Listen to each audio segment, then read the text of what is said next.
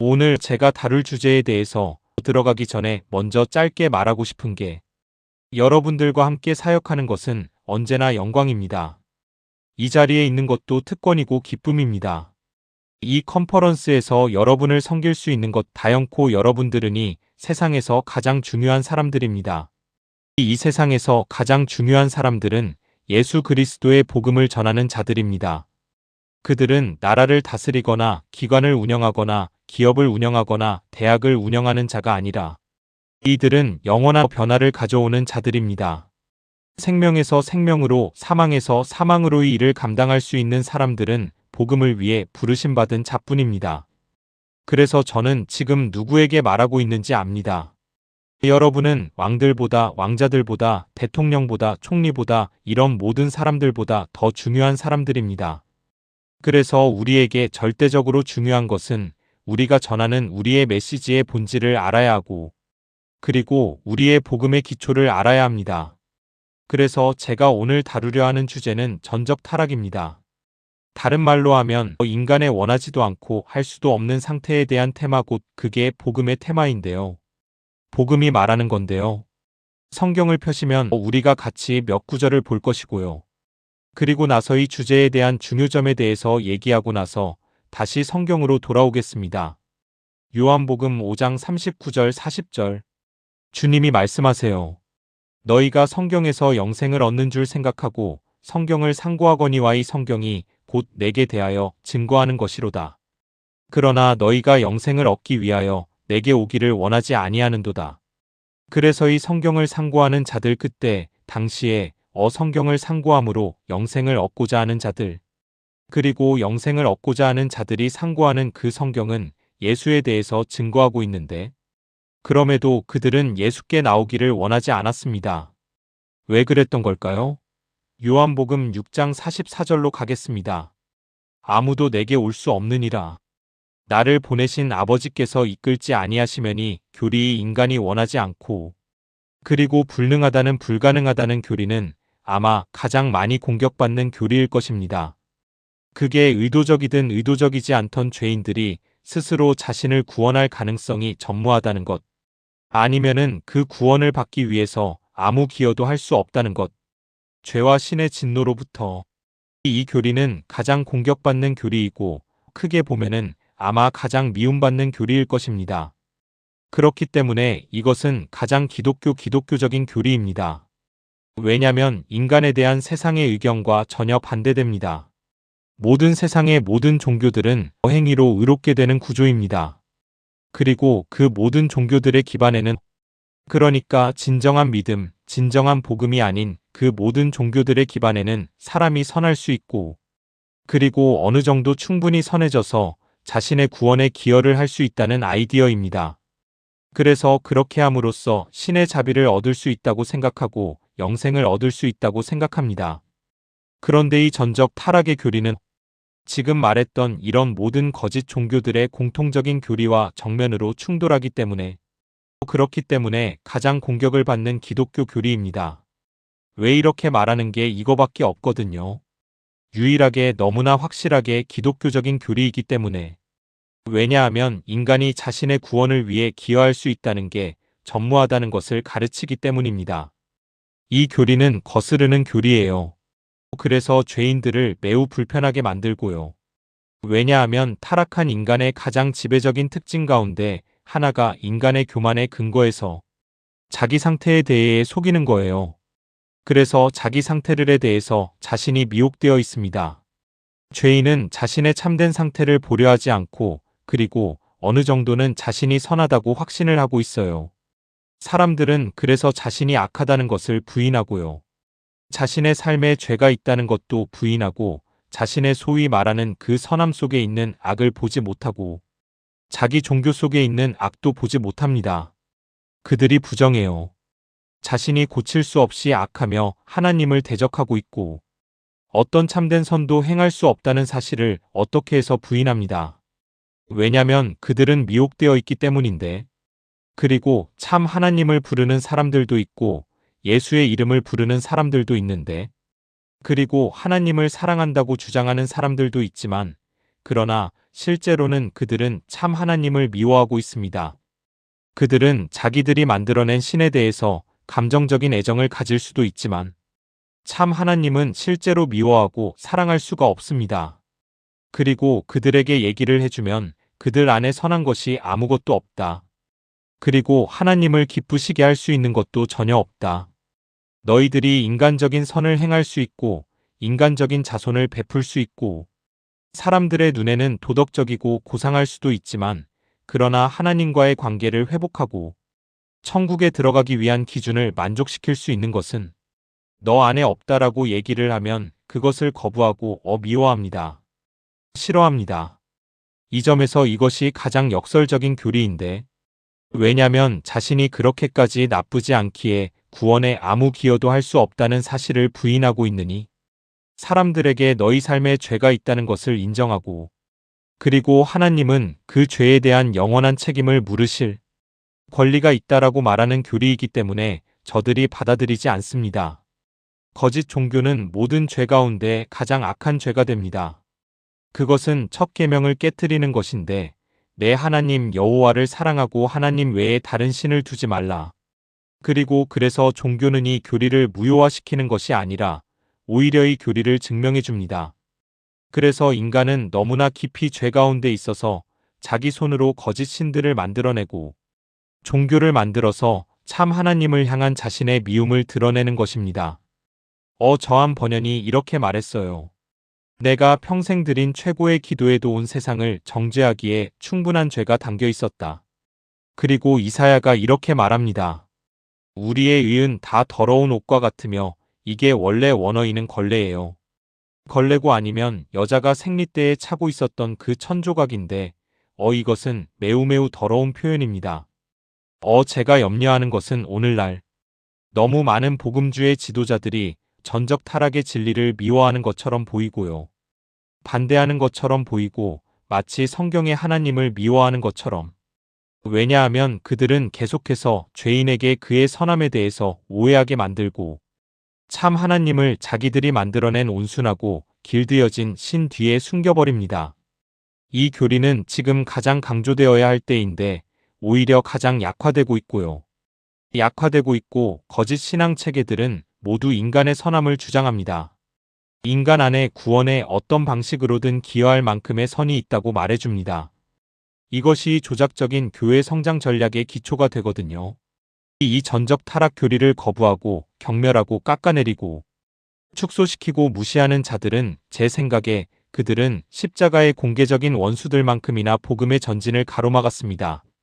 이 진리를 약화시키거나 거부한 모든 기독교 운동은 구원론적으로 심각하게 빗나가 있습니다. 그들이 그리스도인이 아니라는 말은 아니지만 그들은 지금 심각한 혼란 가운데 있다는 것입니다. 전적 타락의 진리를 붙드는 것은 구원의 다른 모든 교리적 요소들을 이해하는 것이고 모든 것이 분명해지고요. 그리고 참된 복음 사역은 모든 형태의 조작을 초월하여서 오직 하나님의 역사로만 일을 하는 것입니다.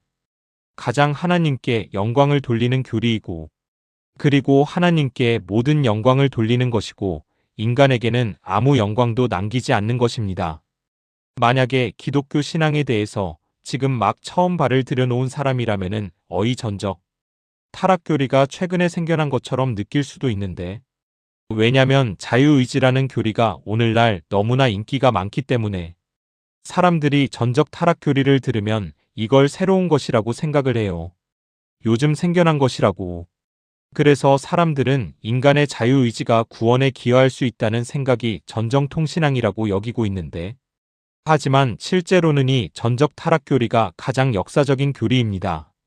이 전적 타락교리 그러니까 원죄에 대한 성경의 분명한 가르침은 오랫동안 기독교 정통신앙의 핵심이었었어요. 이 교리는 그냥 현대에 만들어진 게 아니고요. 그리고 존 칼빈이나 아니면 루터나 아니면 다른 종교 개혁자들이 만들어낸 게 아닙니다. 짧게 역사를 보면은 가장 중요한 사건은 펠라기우스 논쟁인데요. 5세기 초에 있었잖아요. 여러분도 다 아시다시피 펠라기우스와 그리고 켈레스티우스가 어거스틴의 성경적 가르침에 도전을 했는데 어거스틴은 하나님께서 은혜로 개입하여서 우리를 죄에서 풀어주시지 않는 한 죄인은 하나님의 복음에 전혀 순종할 수 없다라고 가르쳤는데, 펠라기우스에 따르면은 하나님께 순종하기로 원하고 선택하는 사람은 누구나 그렇게 할 수 있다. 펠라기우스 주인은 인간 본성이 원죄로 인해서 더럽혀지거나 무능무능해졌다는 것을 부인하고요. 아담의 죄 때문에 전 인류가 절망적인 죄의 속박 아래 가두어졌다는 것이 사실이 아니라고 얘기를 합니다. 그래서 이 사상은 모든 사람이 아담처럼 완전한 자유의지를 가지고 있다고 얘기를 하고, 그래서 우리는 본성이나 강요 때문이 아니라, 그니까 원죄 때문이 아니라 오직 선택으로만 죄를 짓는 것이고, 죄인은 자신의 선택을 바꿀 수 있는 능력이 있고, 자신의 자유의지로 죄에서 스스로 벗어날 수 있다고 얘기를 하는 거예요. 그런데 이 사상은 공식적으로 정제되었잖아요. 에베소 공의에서 어주 431년에. 그런데 그 이후에도 이런 인간의 자유를 붙들려고 하는 새로운 흐름이 계속 이어졌어요. 그래서 그들이 얘기하는 거는 아담의 죄가 어느 정도는 모든 사람에게 영향을 주고 무능하게 만들었지만, 그래도 죄인에게는 하나님을 향해 믿음의 첫걸음을 내 만큼의 자유의지가 남아있다. 그리고 나서 그 다음에 하나님의 은혜가 작용하는 거다. 하지만 첫걸음은 죄인이 하는 것이다. 이것이 반팔라기우스주의로 알려지게 되는데요. 어떤 이들은 이것을 선행은행이 은혜라고 얘기를 하는데, 모든 인간 안에 일정한 은혜가 있어서 자신의 자유의지로 구원을 시작할 수 있다는 어것인데, 그래서 이 사상은 타락은 실제지만 전적 타락은 아니라는 거예요. 그런데 그렇게 되면은 하나님의 구원은 인간의 선택에 대한 그냥 반응만 되어버리는 거예요. 하나님이 전적으로 구원하시는 게 아니라, 이 견해는 여러분이 아시는 것처럼 주 529년경부터 여러 공의에서 정제되었습니다. 그래서 칼빈보다 훨씬 이전에 수백 년 전의 이 전적 타락 교리는 공부를 해보면은 허스와 위클리프, 틴들, 루터 같은 그런 종교 개혁자들의 역사 속에서 계속 유지되고 변호되고 있었고요. 루터의 유명한 글지의 속박에서 에라무스와 에라스무스와 논쟁하면서 이 교리를 변호한 것이 있었는데, 그것도 이미 어거스틴과 그 이전 전통의 연속인 거예요. 칼빈은 그의 기독교 강요라는 책에서 이 성경적 진리를 첫 번째로 다룹니다. 그리고 이건 모든 인간론과 구원론의 기초라고 얘기를 해요. 웨스민스터 신앙 고백도 같은 얘기를 하죠. 그래서 인간은 타락한 상태로 인해서 구원에 이르는 어떤 영적 선을 행하려는 의지나 능력을 완전히 잃어버렸다고 얘기합니다. 이와 같이 똑같은 내용이 런던 침례교 신앙 고백에서 성공의 39개 조항이라고 하는데, 그 벨릭 신앙 고백에서도 동일하게 발견되고요. 그렇기 때문에 이 교리는 역사적인 교리이고요. 근데 이렇게 얘기를 했을 때 우리가 알아야 되는 거는 성경은 이 교리에 대해서 뭐라고 가르치는가? 성경은 죄인의 상태에 대해서 어떤 단어들로 표현을 하냐? 성경이 죄인의 상태에 대해서 얘기를 할 때 보통 주로 죽음의 언어로 말을 합니다. 사망의 언어로 때로는 어둠, 때로는 눈먼 상태, 아니면 완악함, 종됨, 아니면 고칠 수 없는 병, 그리고 단절 같은 단어로 표현을 합니다. 이게 우리의 상태라는 거예요. 그리고 성경이 분명 말하는 것은 이 상태는 우리의 몸과 마음, 감정, 욕망, 동기, 의지, 행동 전부를 다 지배한다는 거예요. 그래서 이 상태는 너무나 심각하고 강력하기 때문에 어떤 죄인도 하나님께서 개입하시지 않으시면은 이 상태에서 빠져나올 수가 없다는 거예요. 제가 왜 지금 이 문제를 다루는지 다들 아시겠지만, 왜냐면 실용주의가 교회를 집어삼켜버렸어요. 그래서 신학이 방법론으로 대체되어 버렸고요. 그리고 방법론으로 전락해버렸습니다. 전 이게 참 이상한 현상이라고 생각하는데, 왜냐면 역사적으로 교단은요, 원래 공통된 신학 위에 세워지는 거였는데, 이제는 방법론만 같으면 교단들이 같이 연합을 해요. 그래서 오늘날이 복음주의 전략의 대부분은, 교회 성장 전략의 대부분은 이 불신자들이 원하는 것이 무엇인지를 파악하고 그들한테 예수를 구주를 선택하면 예수님이 그거 줄 거야 라고 말해주는 거예요. 죄인들이 원하는 것을 준다는 거예요. 심지어 하나님이 하늘에 앉아 계시면서 사람들을 너무 사랑하셔서 죄인들이 자신들이 원하는 것을 받으러 오지 않는 것을 너무 답답해 하신다는 거예요. 이게 번영 신학 같은 것들이죠. 그런데 이들이 있고 거듭나지 않은 죄인이 원하는 것은 하나님께서 절대로 주시고 싶은 게 아니라는 거예요. 그걸 주시면 그건 저주예요. 그래서 의를 갈망하고 의에 줄이고 굶주이고 그리고 죄와 죽음에서 심판해서 구원을 받는 것 이런 것들은 거듭나지 않은 자들이 원하는 것들이 아닙니다. 이제 익숙한 본문을 좀 보겠는데요. 에베소서 2장인데요. 에베소서 2장. 아주 익숙한 본문인데 여기서 죽음의 언어가 나옵니다. 너희의 허물과 죄로 죽었던 너희를 살리셨도다. 그때에 너희가 그 가운데서 행하여 죽음 가운데서 행하여 이 세상 풍속을 쫓고 공중의 권세 잡은 자를 다 따랐으니 곧 지금 불순종의 아들들 가운데서 역사하는 영이라. 전에는 우리도 다 그 가운데서 우리의 육체의 욕심을 따라 지내며 육체의 마음에 원하는 것을 하여 다른 이들과 같이 죽은 이들과 같이 본질상 진노의 자녀이었더니 여기서 말하는 이 본질상이라는 단어는 태어날 때부터라는 뜻입니다. 태어날 때부터. 우리는 태어날 때부터 아담에게서 부패한 본성을 물려받았다는 거예요. 이것을 이해하잖아요. 우리는 로마서에서 바울은 분명히 말하죠. 아담 안에서 우리가 다 죽었다고 고린도전서 15장에서 다시 말하죠. 우리는 정말 그 문자 그대로 죽음을 다 물려받았다는 거예요. 이것이 원죄의 부패된 상태입니다. 우리는 죄인이고요. 본성적으로 죄인이고요. 태어날 때부터 죄인입니다. 그리고 이것은 매우 심각한 상태이고 그렇기 때문에 우리는 그 안에서 죽은 상태에서의 사상의 풍속을 따라 살아왔습니다. 요한일서 2장의 표현대로 욕신의 정욕과 안목의 정욕과 이상의 자랑에 끌려 살아왔습니다. 공중의 권세 잡은 자를 따랐고 그리고 불순종의 아들들 가운데 역사하는 영을 따라서 살아왔었습니다. 우리는 육체의 정욕과 마음의 욕망에 의해 움직이고 지배되어 살았습니다.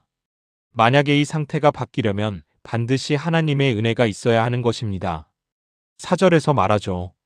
긍휼에 풍성하신 하나님이 우리를 사랑하신 그 사랑을 인하여 허물로 죽은 우리를 그리스도와 함께 살리셨고 너희가 은혜로 구원을 얻은 것이라. 이것이 하나님의 기적인 거예요. 하나님께서 죽어있던 자를 살리시는 것입니다. 에베소서 4장 18절에서도 이 상태는 다시 죽음으로 묘사되는데요.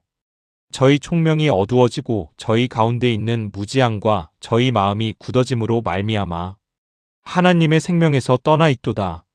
이 상태는 죄인이 스스로 절대로 벗어날 수 없는 상태입니다. 골로새서 2장 13절에 또 범죄와 육체의 무할례로 죽었던 너희를 하나님이 그와 함께 살리시고 죽었던 너희를 하나님이 살리시고 하나님이 명령하셔야 생명이 오는 것입니다. 이거는 나사로의 부활과 비슷한 얘기인데 예수께서 나사로 무덤 앞에 나오셔서 나사로야 나오라 하셨을 때 이미 죽었던 나사로는 그 명령에 반응할 수 있는 능력이 전혀 없어요. 죽어 있잖아요. 그걸 어떻게 들어요? 들을 수가 없는 거예요. 그래서 그 명령을 하신 분이 그 생명도 같이 주셔서 나사로가 그 명령에 응답할 수 있게 해주셔야 하는 것입니다. 우리는 모두 나사로와 같은 존재들이고 하나님이 우리에게 명령하시고 우리가 응답할 수 있도록 반드시 생명을 먼저 주셔야 합니다. 이거는 기초인 거예요. 여러분들이 알듯이. 그리고 우리가 반드시 이해해야 할 매우 심각한 상태입니다. 잠시 후에 그 의미들을 보겠지만 먼저 요한복음을 잠깐 살펴보겠습니다. 요한복음 1장 12절 13절.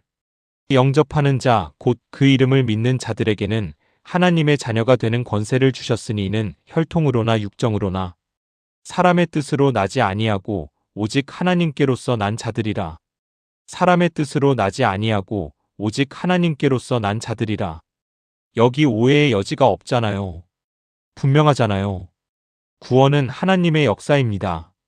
그런데 여기 요한이 말하는 가장 중요한 요점은 죄인을 깨우시는 하나님의 필수적인 역사에 대해서 말하는 것에 대한 요점은 요한복음 3장에 우리의 아주 익숙한 본문이지만 매우 좀 종종 지나쳐지는 구절인데 니고데메오에 대한 얘기예요.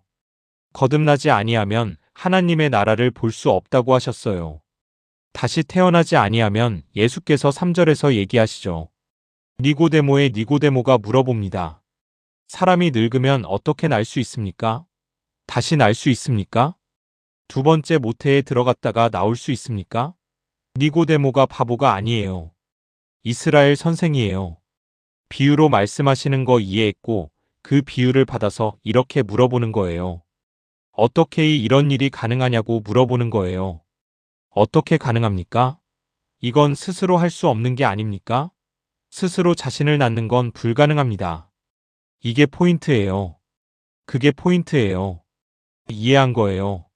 예수님 말씀을 인간에게는 스스로를 거듭나게 할 능력이 없다는 것을, 다시 자신을 태어나게 할 수 있는 능력이 없다는 걸 알 거예요. 그래서 예수께서 대답하시죠. 진실로 진실로 내게 이르노니 사람이 물과 성령으로 나지 아니하면, 이건 에스겔에서 말하고 있었던 그 말한 중생과 새 언약에 대한 예언이죠. 하나님 나라에 들어갈 수 없느니라. 육으로 난 것은 육이요 성령으로 난 것은 영이니, 육은 오직 육만 낳고 육은 영적 생명을 만들어낼 수 없다는 거예요. 내가 내게 거듭나야 하겠다 하는 말을 기여기지 말라. 근데 어떻게 이런 일이 있습니까? 어떻게 제가 다시 어머니 못에 들어갑니까? 비유로 말하는 거예요. 내가 어떻게 다시 태어날 수 있습니까? 예수께서 이렇게 대답하지 않으세요. 이 기도문을 따라해. 영접 기도해. 이렇게 얘기 안 하시잖아요. 또 예수께서 말 안 하시는 거는 여기 무슨 영적 4단계, 5단계, 6단계가 있다. 이거 따라해. 이렇게 안 하세요. 예수께서 대답하시는 거는 충격입니다. 특히 자유의지 집단에게는 더 충격이죠.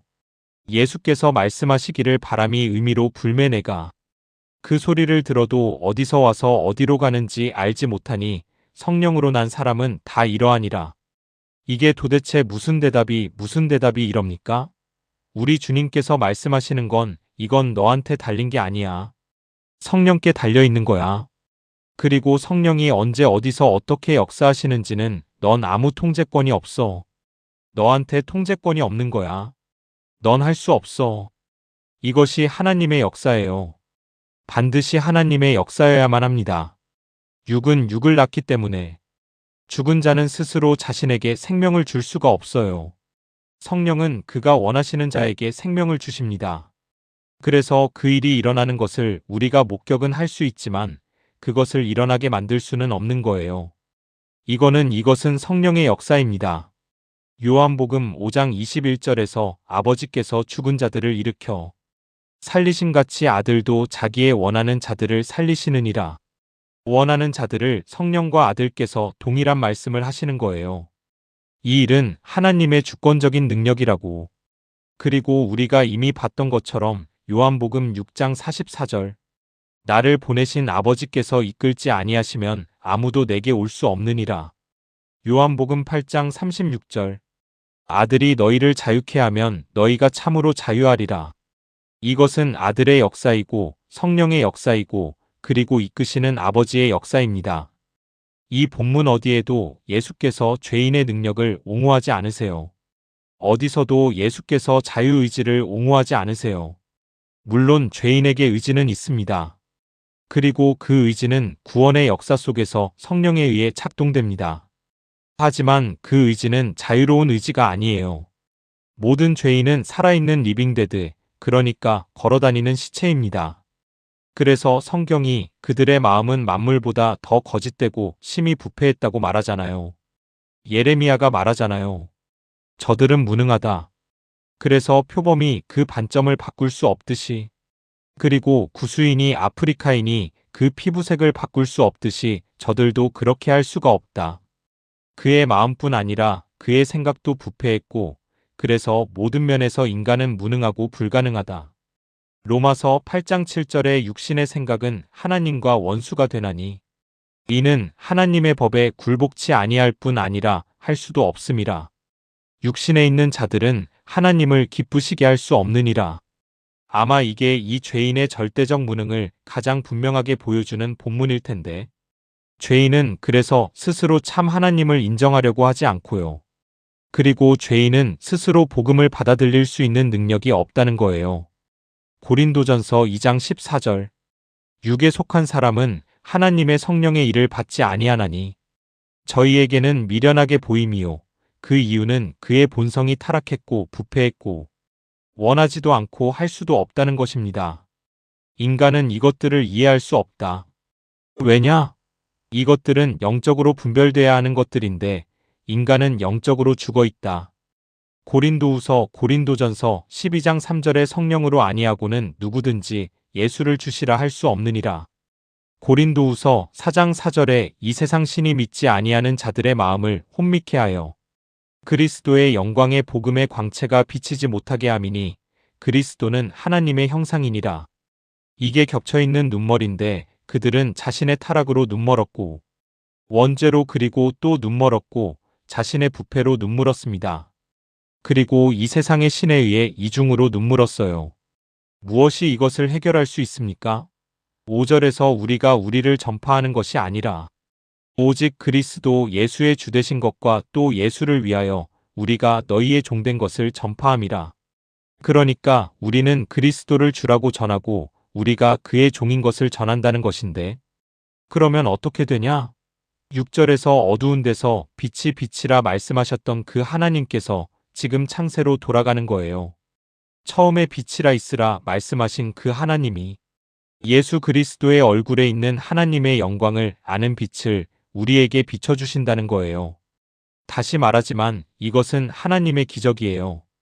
주권적인 하나님께서 개입하셔서 그래서 생명을 주시는 거예요. 죽은 자에게 그리고 눈먼 자에게 빛을 주시는 하나님의 기적인 것입니다. 마음과 생각은 타락에 의해 오염되고 감염되어 있습니다. 이미 우리가 의지에 대해서 말했고 그리고 이것은 결국 삶의 행위로 드러나는데 마가복음 7장에 보면은 여러분도 잘 아시지만 사람 속에서 뭐가 나옵니까? 사람은 만들어내는 게 뭡니까? 사람에게서 나오는 그것이 사람을 더럽게 하느니라.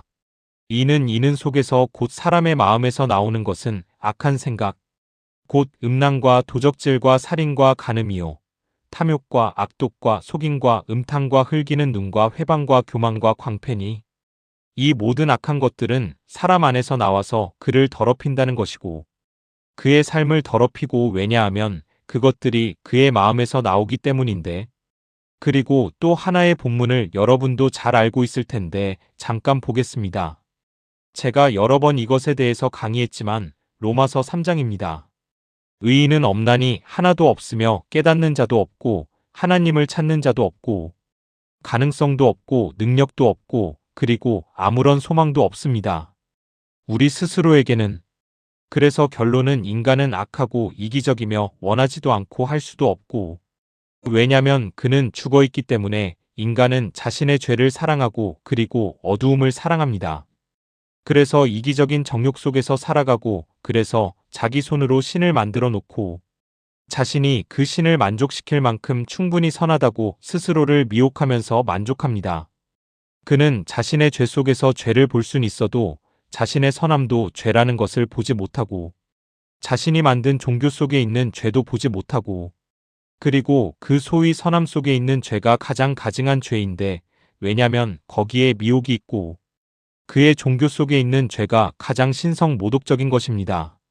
왜냐면 거기서 그는 거짓 신을 섬기고 있기 때문에 이 교리가 곧 전적 타락이라는 교리로 불리는 것이고요. 그리고 어떤 사람들한테는 이 표현이 혼란을 줄 수가 있는데 이 타락이라는 단어를 사전에서 찾아보면은 보통 이 타락은 뭐 극악함이나 아니면 악덕 잔인함이랑 연결이 되어 있어요. 그래서 이 정의가 악하고 타락하고 비열하고 부독하며 극도로 뒤틀린 위험한 상태라고 얘기를 해요. 관광범이나 연쇄살인범 같이. 그래서 이 단어 자체가 모든 사람에게 적용되기 어려운 그런 극단적인 악의 수준을 의미하게 되고 그리고 누군가를 전적으로 타락했다고 하면은 사람들이 그냥 히틀러나 스탈린 같은 사람들을 떠올리게 되는데 그런데 전적 타락이라는 이 말은요. 이 사람을 우리가 상상도 못하는 그런 완전한 막 타락함, 부패함의 범주로 밀어넣는 게 아니에요.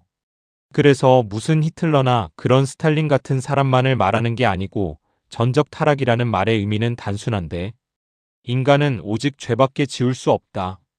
구원을 얻기 위해 인간이 하나님을 만족해 할 수 있는 일은 아무것도 없다. 할 수 없다라는 것이고, 그리고 그 전적이라는 뜻은 그것이 너의 전체에 영향을 미친다는 뜻입니다. 생각과 마음과 의지와 행동과 모든 것에 그렇기 때문에 전적이라고 하는 거예요. 인간의 모든 것을 영향기 때문에. 그래서 죄인은 자신의 죽은 상태에서 스스로를 끌어올릴 수 없고 아무것도 할 수 없고 자신의 눈먼 상태에서 벗어나서 볼 수도 없습니다. 그래서 현대신학의 생각은요. 죄인 안에 어떤 뭔가가 남아있어서 선이 아직 뭔가가 남아있다는 거예요. 그래서 이 사상은 펠라기우스주의에서 발라기우스주의, 그리고 오늘날의 이 알마니안주의로 이어져 내려왔는데요.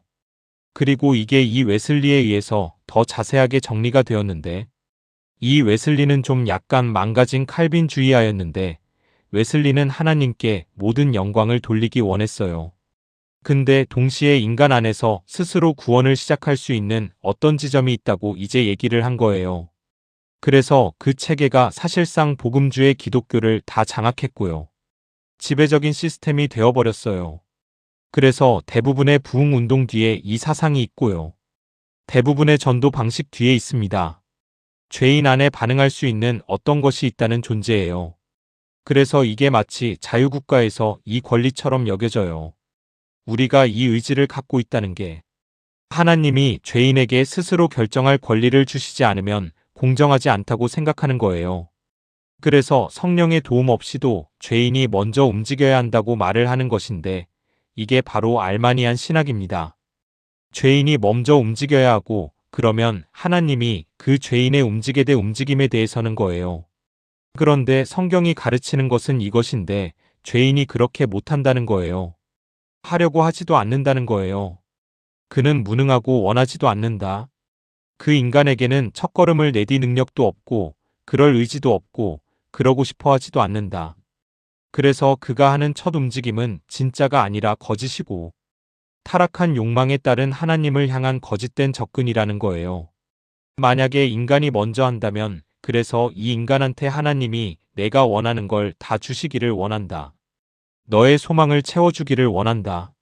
라고 얘기를 하면 이게 보통 부흥회 때 그렇게 얘기를 하는데 교회 성장을 위해서 이렇게 말하는 것은 거짓을 먹이는 것이고 그의 미혹을 더 깊게 만드는 것이에요.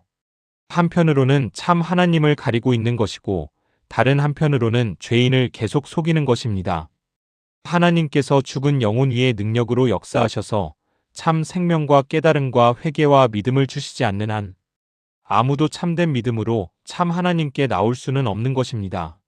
하나님께서 거듭나게 하시고 영적 생명을 주시기 전까지는 우리는 그분과 협력할 능력도 없고 의지도 없습니다. 중생은 단독 사역입니다. 하나님의 역사입니다. 타락이 우리를 완전하게 무능하게 만들었기 때문에 그래서 구원에 이르는 어떤 것도 우리는 할 수가 없는 것입니다. 그래서 중상에서 우리는 저항하지도 않고 협력하지도 않는 거예요. 아무것도 안 하는 거예요. 우리는 이 일을 당하는 처지인 거고 성령에 의해서 변화되는 것입니다. 우리의 의지와 분리되어서가 아니라 우리의 의지를 통해서인데 성령께서 우리의 마음을 비추셔서 먼저 복음을 이해하게 하시고 그래서 우리를 죽음에서 일으키셔서 새 생명과 새 마음을 주시는 것입니다. 이것은 성령 없이 일어날 수 없는 것이고 이것은 너무나 기초적이고 절대적으로 기본적인 진리입니다. 그래서 고린도전서 15장 1절에서 바울은 십자가의 도가 밀어난 것이고 걸림돌이라고 하잖아요. 그리고 끝장에 가서 이렇게 말합니다. 너희는 하나님으로부터 나서 그리스도 예수 안에 있고 하나님으로부터 나서 그의 행하심으로 그가 택하셨다는 거예요. 계속 반복해서 얘기해요. 그가 택하셨다. 택하셨다. 택하셨다. 그의 행하심이다. 다른 길은 없습니다. 디모데후서 2장도 우리에게 익숙한 본문인데 뭐에 대해서 얘기를 하냐면 주의 종의 태도, 주의 종이 온유함으로 섬겨야 하는 태도를 얘기해요. 혹 하나님이 저희에게 회개함을 주사 진리를 알게 하실까 하며 저희로 깨어 마귀의 올무에서 벗어나 하나님께 사로잡힌 바 되어 그 뜻을 쫓게 하실까 함이라. 그래서 이 일은 오직 만약 하나님이 회개를 하게 해주셔서 진리를 알게 하실 때만 일어나는 것입니다. 먼저 알게 해주셔야 되는 거예요. 이건 새로운 사상이 아니에요. 새로운 아이디어가 아닙니다. 이 교리는 수세기 동안 확증되어 온 역사적 교리입니다. 또 다르게 설명할 수 있는 것은 하나님은 죄인에게 그들이 할 수 없는 것을 명령하신다는 것입니다. 복음의 부르심은 이것을 전제하는 거예요. 참된 복음의 부르심은 죄인은 아무것도 할 수 없다. 설교자가 할 수 있는 것은 오직 분명한 복음의 진리를 쏟아내는 것이고 그 은혜의 수단을 사용하고 죄인에게 부탁하고 간구하고 조르고 해서 하나님께서 자비를 베풀어 주시기를 기도하는 것뿐이고 그러면 하나님은 하나님의 일을 하시는 것이고 오직 하나님만이 죄인을 움직일 수 있는 것입니다. 기도서 3장의 3절에 우리도 전에는 어리석은 자요 순종치 아니한 자요 속은 자요 각색 정욕과 행락의 종노릇한 자요 악독과 투기로 지낸 자요 가증스러운 자요 피차 미워한 자였으나 우리 구주 하나님의 자비와 사랑하심이 나타날 때에 이 말씀을 보세요. 우리를 구원하시되 우리의 행한 바 의로운 행위로 말미암지 아니하고 오직 그의 긍휼하심을 쫓아 중생의 시승과 성령의 새롭게 하심으로 하셨나니 성령을 우리 구주 예수 그리스도로 말미암아 우리에게 풍성히 부어주사 우리로 그의 은혜를 힘입어 의롭다 하심을 얻어 영생의 소망을 을따라 후사가 되게 하려 하심이라. 그래서 이 교리의 결과가 뭡니까? 여러분들도 잘 아시겠지만 이 교리가 의미하는 바가 무엇입니까? 역사적으로 봤을 때 이 진리를 거부할 때, 이 전적 타락의 진리들이 교리를 거부할 때 나타나는 결과들이 있는데 이것들을 한번 생각해 보는 게 중요해요. 전적 타락을 부인하는 것은 이 오랫동안 이 미국 종교 문화의 핵심이 되어 왔습니다. 이거는 이 옛 모더니즘 그리고 옛 자유주의 진보주의 이런 것들의 중심에 서 있는 것인데요. 이들이 말하는 거는 우리는 신학에는 관심이 없고 그리고 성경의 무오성과 권위에도 관심 없다. 우리는 그냥 세상에서 예수님처럼 살고 싶다. 가난한 자들을 돕고 그리고 소외된 자들을 돕고 선한 일을 하고 싶다. 이게 진보주의잖아요. 그래서 이 자유주의자들이 이 리버럴들이 이렇게 하면 교회를 새롭게 만들 수 있다고 생각했었어요. 그래서 교회를 성장시키고 확장할 수 있다고 생각했는데 그 결과 교회를 무너뜨려 봤습니다. 완전히 무너뜨려 버렸습니다. 이 모더니즘과 그리고 자유주의의 이 리버럴 영향을 받은 주류 교단들을 한번 지금 보세요. 그 상태를 그래서 참된 교회는 무너지고 그 자리에 거짓 종교 조직들이 세워져 있습니다. 그래서 이 이머징 교회 아니면은 이 이머전트 운동을 보면은 모든 것을 하나로 정의하기는 어렵지만 그 근본에 신자유주의의 리버럴리즘이 있는 것이고요. 결국 같은 게 돌아온 거예요. 그들이 말하기를 성경의 의미를 두고 논쟁하고 싶지 않고 우린 모르겠고 아무도 모르고 아무도 이해한 적 없고 그 누가 알 수 있냐? 그냥 예수처럼 살자. 모두를 사랑하고 착한 일하자.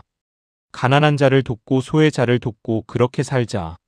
라고 얘기하는 거예요. 그래서 이건 결국에는 자유주의가 다시 돌아온 거예요. 그래서 근데 복음주의라는 이름을 버리지는 않아요. 왜냐면 그 이름으로 접근을 해야 사람들한테 접근을 할 수 있기 때문에 복음주의라고 얘기를 하는 거예요. 그래야 사람들의 생각에 파고들 수 있으니까. 마치 진리인 것처럼 제가 두려워하는 거는 교회 성장 운동이 이 옛 자유주의와 그리고 새로운 자유주의 사이에서 우리를 또 다른 길로 또 같은 길로 끌고 가고 있다는 거예요. 망하는 길로. 그래서 우리는 이 교회 프로그램들이 요즘 교회 프로그램들이 쇼처럼 변해서 그래서 세상을 흉내내고 설교 방식도 그렇고 그렇게 함으로써 감정적 욕망들을 이 믿지 않는 자들의 그 욕망과 감정을 교회로 끌어들이기 위해서 만들어지는 모습들을 보고 있습니다. 쇼가 된 거죠. 그래서 이것이 다 똑같은 착각인데 우리도 어느 정도 영향을 받았는데 전부 받아들이지는 않았어도 이게 우리도 영향을 받았는데 이 모든 성장 방식 뒤에는 알마니안적 사고가 있는 거예요. 그게 뭐냐면 우리가 방법을 좀 바꿔서 좀 그래도 현대적으로 바꾸면 죄인이 더 잘 반응하지 않을까라는 생각인 거예요. 근데 이건 정말 조심해야 되는 것입니다. 예수 그리스도를 타락한 죄인의 욕망을 채워주는 본으로 제시하면 안 되는 거예요. 절대 그러면 안 됩니다. 우리가 인정해야 하는 게 타락한 죄인은 하나님을 미워합니다. 참 하나님을. 그리고 타락한 죄인은 자기 자신을 치명적으로 사랑합니다. 물론 그는 자기가 원하는 것을 주는 신을 원하죠. 당연히.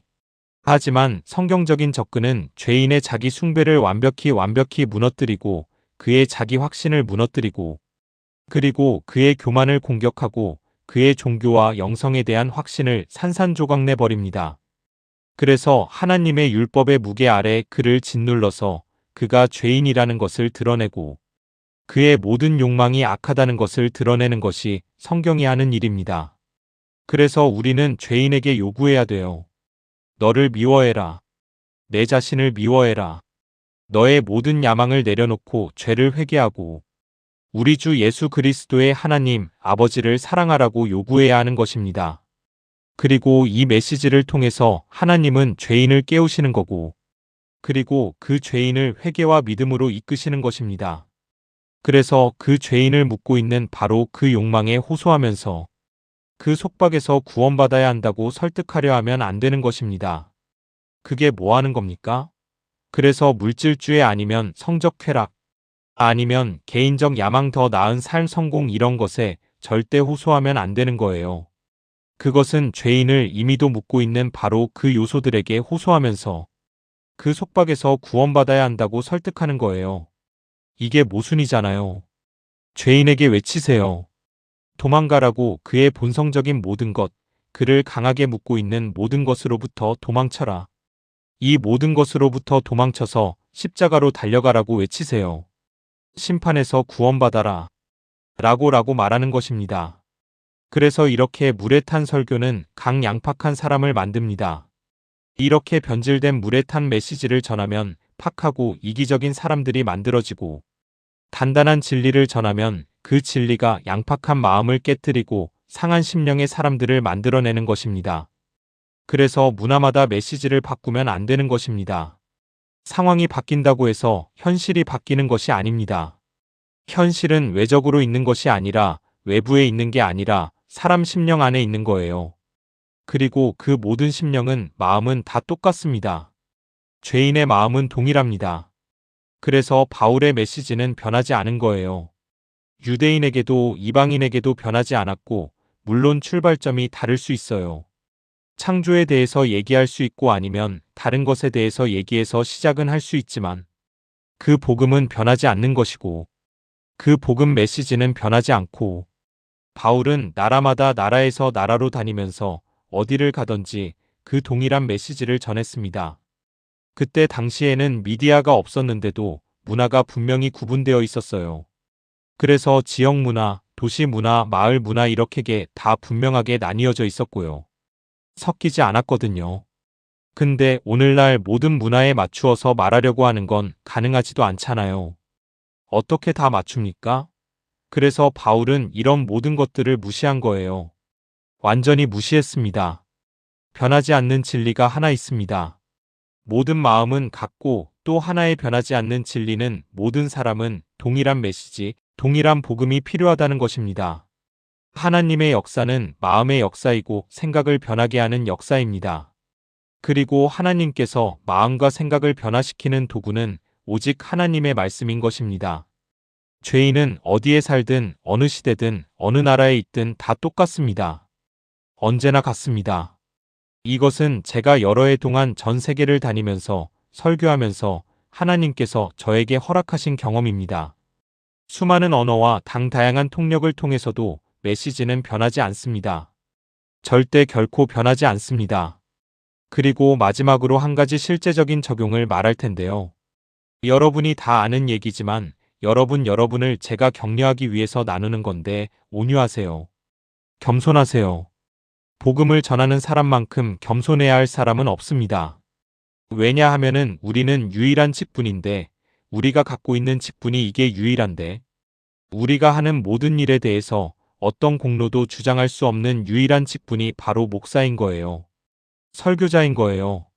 아무런 자랑을 할 수가 없어요. 우리가 책임질 수 있는 건 우리가 망친 것밖에 없고 크레딧을 받을 수 있는 것은 우리는 실패에 대해서만 책임이 있고 성공에 대해서는 아무 공로도 없는 사람입니다. 그래서 겸손하세요. 마치 당신이 대단한 일을 이룬 것처럼 자신을 드러내지 마시고 오직 하나님께서 자비로 당신의 설교를 통해서 죄인을 구원하신다면 우리는 그냥 질그릇인 거예요. 깨지기 쉽고 대처 가능한 존재이고 못난 존재이고 그래서 우리의 사역에 대해서 일어나는 일에 대해서는 어떤 열매에 대해서도 우리는 자랑할 수 없고 그것에 대해서 크레딧을 받을 수가 없는 것입니다. 그래서 결국 결론은 이것입니다. 신실하시고 주님께 충성하시고 죄인의 상태는 어떤 인간적인 방법으로도 해결할 수 없다는 것을 이해하셔야 됩니다. 어떤 방법으로도 그래서 죄인의 마음은 언제나 동일하고 어디에서든 그렇기 때문에 메시지는 변하면 안 되는 것입니다. 그리고 그 메시지가 바로 하나님께서 사용하시는 수단입니다. 베드로가 말했잖아요. 우리는 진리의 말씀으로 거듭난다. 그래서 이런 모임이 중요한 것입니다. 혹시나 누군가 이 복음을 바로 이해하는 핵심을 놓치고 있을 수 있기 때문에 여러분 중에서도 중요한 것은 얼마나 멋지게 전하느냐가 아니라 진리를 얼마나 분명하게 전하느냐인 것입니다. 어떤 사람이 말해요. 잠깐만요. 바울이 말한 것처럼 모든 사람에게 모든 것이 되어야 되지 않냐? 고린도전서 9장에서 말하잖아요. 그 말의 의미는 그 메시지를 바꿨다는 뜻이 아니에요. 그 옷을 바꿨다고 얘기한 것도 아니고 말투를 바꿨다고 하는 것도 아니고 그가 말하는 거는 내가 모든 사람에게 모든 것이 되었다. 메시지가 아니라 내가 그렇게 되었다는 거예요. 내가 종된 사람에게 종이 되었고 그게 그 의미인 거예요. 모든 사람에게 다가가기 위해서 필요한 개인적인 희생을 다 감당했다는 것이에요. 그만큼 겸손해졌다는 것이고 그래서 우리는 그리스도의 종으로 부르심을 받았습니다. 그 희생을 감사해야 합니다. 우리가 그 복음에 신실할 때 하나님께서 우리를 사용하시기 바랍니다. 아멘.